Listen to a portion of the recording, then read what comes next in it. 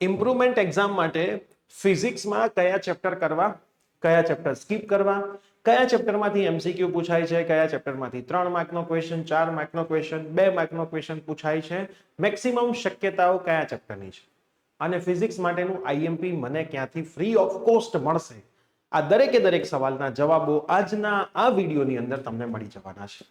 તો એક ફિઝિક્સની રણનીતિ સમજો, ફિઝિક્સની બ્લુપ્રિન્ટ સમજો, ફિઝિક્સનું આઈએમપી સમજો, ગમે તે તમે સમજો. જો તમારે પાસ થવું છે, જો તમારે 85+ માર્ક લાવવા છે, દરેક વસ્તુ માટે આજનો આ વિડીયો તમારા માટે ખૂબ જ અગત્યનો થઈ જવાનો છે. તો વિડીયોને એન્ડ સુધી જોજો. ચેનલ ઉપર નવા હોય તો સબસ્ક્રાઇબ કરજો અને વિડીયો જો ગમે તો તમારા જેટલા પણ ક્લાસમેટ્સ ફેલ થયા છે અથવા તો ઇમ્પ્રુવમેન્ટની એક્ઝામ આપવાના છે એ દરેક મિત્રોમાં આ વિડીયોને જરૂરથી શેર કરજો. યસ દોસ્તો, મારું નામ છે પ્રિયેશ પટેલ. તમારું બધાનું હાર્દિક સ્વાગત છે પ્રિયેશ વિદ્યાપીઠ યુટ્યુબ ચેનલની ઉપર. હવે આપણે સૌથી પહેલા મેં જે બ્લુપ્રિન્ટ ચેક કરી છે અને તમારું જે પેપર માર્ચમાં હતું એને સાથે રાખીને એક થોડુંક એનાલિસિસ કર્યું છે. હું તમને એવું નથી કહેતો કે સેમ ટુ સેમ આવું હશે, પણ અમુક ચેપ્ટર્સ હું તમને જરૂરથી કહી દઈશ કે જેમાં તો સેમ ટુ સેમ આવું હોય જ છે. બરાબર? જેમ કે 4 માર્ક્સના ચેપ્ટરથી આપણે વાત કરીએ તો છેલ્લા દર વખતથી બીજા ચેપ્ટરમાંથી 4 માર્કનો પ્રશ્ન આવે જ છે. બીજા ચેપ્ટરમાંથી 4 માર્કનો પ્રશ્ન આવે જ છે. એ થિયરી પણ આવી શકે ને સમ પણ આવી શકે. સેમ ટુ સેમ ત્રીજા ચેપ્ટરમાંથી પણ 4 માર્કનો પ્રશ્ન આવે જ છે. ફિક્સ જ. પછી ચોથું ચેપ્ટર એવું છે જેમાંથી ક્યારેક આવે છે, ક્યારેક નથી આવતું. બરાબર? ક્યારેક આવે છે, ક્યારેક નથી આવતું. 7મા ચેપ્ટરમાંથી 4 માર્કનો પ્રશ્ન આવે જ છે. 9મા ચેપ્ટરમાંથી 4 માર્કનો પ્રશ્ન આવે જ છે. 14મા ચેપ્ટરમાંથી પણ 4 માર્કનો પ્રશ્ન આવે છે અને 13મા ચેપ્ટરમાંથી પણ 4 માર્કનો પ્રશ્ન આવે છે અને 12મા ચેપ્ટરમાંથી ક્યારેક આવે છે. પરમાણુ નામનું ચેપ્ટર છે, એટમ્સ, એમાંથી ક્યારેક આવે છે. તો 2 ચેપ્ટર મેં તમને એવા કીધા કે જેમાંથી ક્યારેક પ્રશ્ન આવે છે 4 માર્કનો. બાકીના ચેપ્ટર્સ એવા છે જેમાંથી મોસ્ટ પ્રોબેબલી ચાન્સ છે 4 માર્કનો પ્રશ્ન આવવાના. જો ન્યુક્લિયસમાંથી ના આવે તો પરમાણુઓમાંથી આવે, એટમ્સમાંથી આવે. ગુજરાતી મીડિયમ હોય કે ઇંગ્લિશ મીડિયમ હોય, તમે ચેપ્ટરના નંબર જોઈ લેજો, કદાચ તમને કોઈ વર્ડ બોલતા ખબર ના પડે તો. બરાબર? હવે જો હું 2 માર્કના પ્રશ્નોની વાત કરું તો પહેલા ચેપ્ટરમાંથી 2 માર્કનો પ્રશ્ન આવે જ. મોસ્ટ પ્રોબેબલી થિયરી હોય કાં તો દાખલો હોય નાનકડો. ત્રીજા ચેપ્ટરમાંથી 2 માર્કનો આવે છે. 5મા ચેપ્ટરમાંથી તો 2 માર્કનો કન્ફર્મ જ છે. 6ઠામાંથી આવે છે, 7મામાંથી આવે છે. હવે 8મામાંથી ઘણી વખત આવી જાય છે. બરાબર? 8મામાંથી ઘણી વખત 2 માર્કનો એક દાખલો અથવા તો એક થિયરી, આ વર્ષે નહોતું પણ આવી જાય છે. 9મામાંથી 1-2 માર્કનો આવે છે. 10મામાંથી આવે છે. 11, 12, 13 અને 14. બરાબર? જો 14મામાંથી 2 માર્કનો નહીં આવે તો 14મામાંથી 3 માર્કનો આવશે. 2માંથી 1માં જતું રહેશે. આ ખાસ આમાં કે તો આમાં ઇન્ટરચેન્જ થઈ જશે, પણ આવશે ખરું. બરાબર? હવે જો હું 3 માર્કના પ્રશ્નોની વાત કરું તો બીજા ચેપ્ટરમાંથી એક 3 માર્કનો પ્રશ્ન, ત્રીજા ચેપ્ટરમાંથી આ રેર કેસમાં છે. બરાબર? આ આવશે જેવું જરૂરી નથી.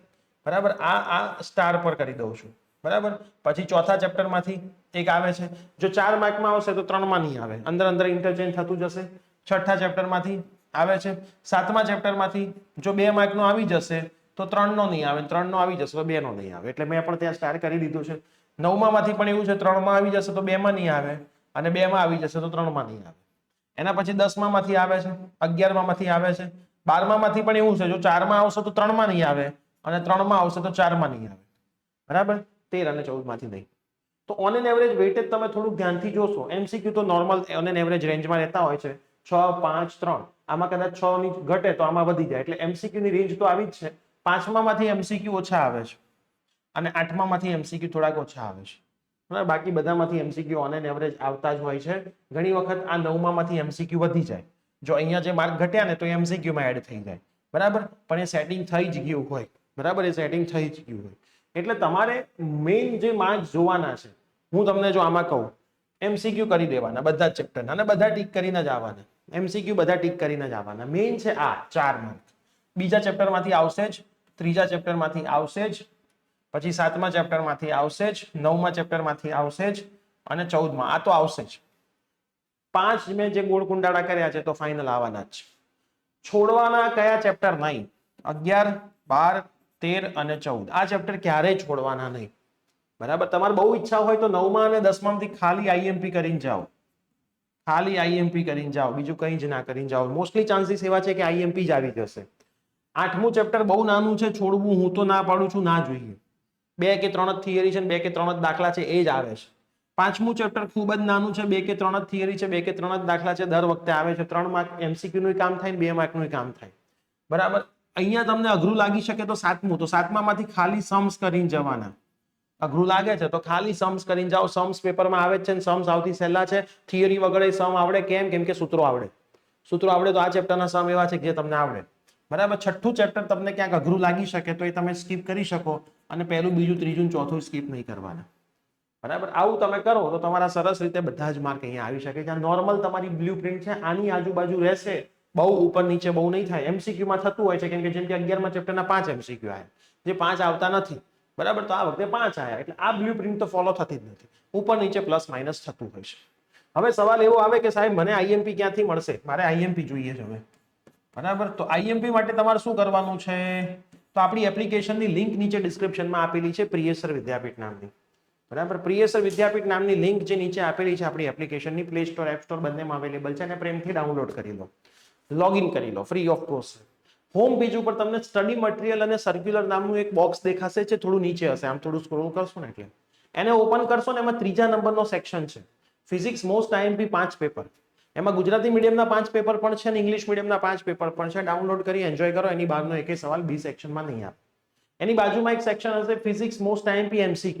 એ MCQ આપણે જે ગુજરાત બોર્ડની MCQ ની જે શીટ આવી હતી DEO ની અમદાવાદની, એ આપણે આખા સોલ્વ કરાયા છે બંને મીડિયમ માટે, તો એ પણ તમે એન્જોય કરી શકો છો. બસ આટલું જ કરવાનું છે. આટલું જ કરવાનું છે, એનાથી વધારે કશું જ કરવાનું નથી. આ તમારે ના જોવો હોય ના જોવો, એ 5 પેપર કરી નાખશો તો ભાઈ ભગવાન આયા. બરાબર. બી સેક્શનમાંથી લાસ્ટ માર્ચની પરીક્ષામાં જનરલ ઓપ્શન કાઢી નાખીએ તો 50માંથી 50 માર્કનું આપણા પેપરમાંથી હતું, એ 5 પેપરમાંથી. બરાબર. તો હોમ પેજ ઉપર સ્ટડી મટીરિયલ અને સર્ક્યુલર સેક્શનમાં જઈને એ 5 પેપર સરસ ડાઉનલોડ કરી દો, બંને મીડિયમ માટે છે. અને હજુ પણ જો તમારે ક્રેશ કોર્સમાં જોડાવવું હોય, ફિઝિક્સ, કેમિસ્ટ્રી, મેથ્સ ને બાયોલોજી, તો અમારો નંબર ડિસ્ક્રિપ્શનમાં આપેલો છે, 98257, હું લખી જ દઉં છું, 98257 99458. બહુ નોમિનલ કોસ્ટની અંદર, એફોર્ડેબલ કોસ્ટની અંદર ક્રેશ કોર્સ આપણે આપી રહ્યા છીએ. ફિઝિક્સ, કેમિસ્ટ્રી, મેથ્સ, બાયોલોજી બંને મીડિયમના વિદ્યાર્થીઓ માટે સરસ તૈયારી તમે કરી શકશો. એમાં 100 માર્કનું પેપર પણ તમને મળવાનું છે, જે અમે તમને ચેક કરીને પાછું પણ આપીશું. તો જો તમારે સરસ તૈયારી કરવી હોય તો કોન્ટેક્ટ કરી દો. બરાબર. આમે તમે ઘણા બધા રૂપિયા 12મામાં બગાડ્યા છે, તો હવે બહુ નોમિનલ અમાઉન્ટ છે, બહુ એટલે બહુ જ નોમિનલ અમાઉન્ટ છે. એ તમારી બગાડવાની નથી, સુધરવાની છે, તમારા માર્ક્સ આવવાના છે. અને એ રીતે તમે લખીને આવશો, એટલું તૈયાર કરશો તો પેપરમાં એમાંથી બહારનું કશું આવવાનું નથી. સાથે સાથે કેમિસ્ટ્રી અને મેથ્સના IMP માટે તમે વિડીયો સેક્શનમાં જોશો તો ઓલરેડી આપણે વિડીયો મૂકેલા છે. મેથ્સના 2 વિડીયો હતા પાર્ટ વાઇઝ, કેમિસ્ટ્રીના 3 હતા. થોડું સર્ચ કરશો એટલે તમને મળી જ જવાના છે. બરાબર. આ વિડીયોના ડિસ્ક્રિપ્શનની અંદર પણ એવું હશે તો હું કેમિસ્ટ્રી અને મેથ્સના IMPના વિડીયોની લિંક શેર કરી દઈશ, જેથી તમે ત્યાંથી ડાયરેક્ટ એનું એક્સેસ કરી શકો. તો ઇમ્પ્રુવમેન્ટ માટે દરેકે દરેક માહિતી મેં તમને તૈયારી કેવી રીતે કરવી, બ્લુ પ્રિન્ટ કેવી રીતે હોય, IMP પેપર ક્યાંથી મળશે કહી દીધું છે. હવે તૈયારી તમારે કરીને સારા માર્ક તમારે લાવવાના છે. તો આ વિડીયો તમારા બધા જ મિત્રોમાં શેર કરી દેજો. ચેનલ પર નવા હોય તો સબસ્ક્રાઇબ કરી દેજો. મળીશું આવી જ કોઈ નવી અપડેટ સાથે. Bye, take care.